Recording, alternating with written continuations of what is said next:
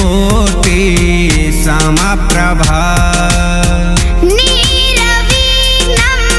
कुरु मे देव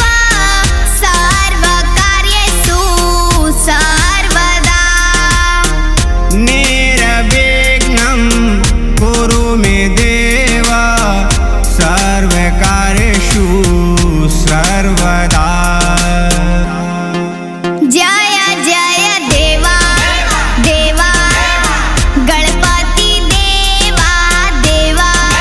देवा गजानन देवा देवा देवा जय हो गणेशा देवा देवा गणपति देवा गणपति देवा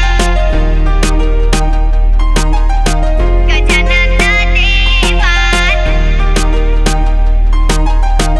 गजाननं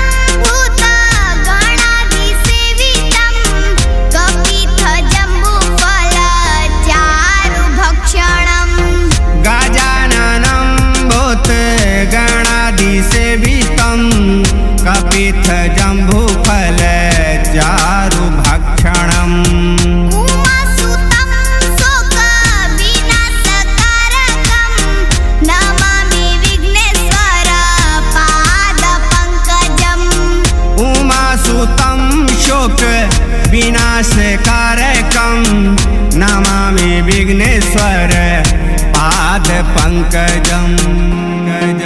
जय जय देवा देवा गणपति देवा देवा देवा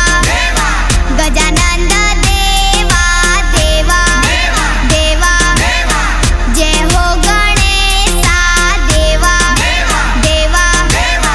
गणपति देवा गणपति देवा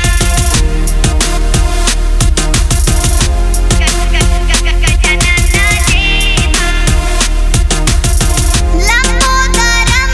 परं सुन्दरमेकदन्तं रक्ताम्बरं त्रिनयनं परमं पवित्रम् लम्बोदरं परं सुन्दरमेकदन्तं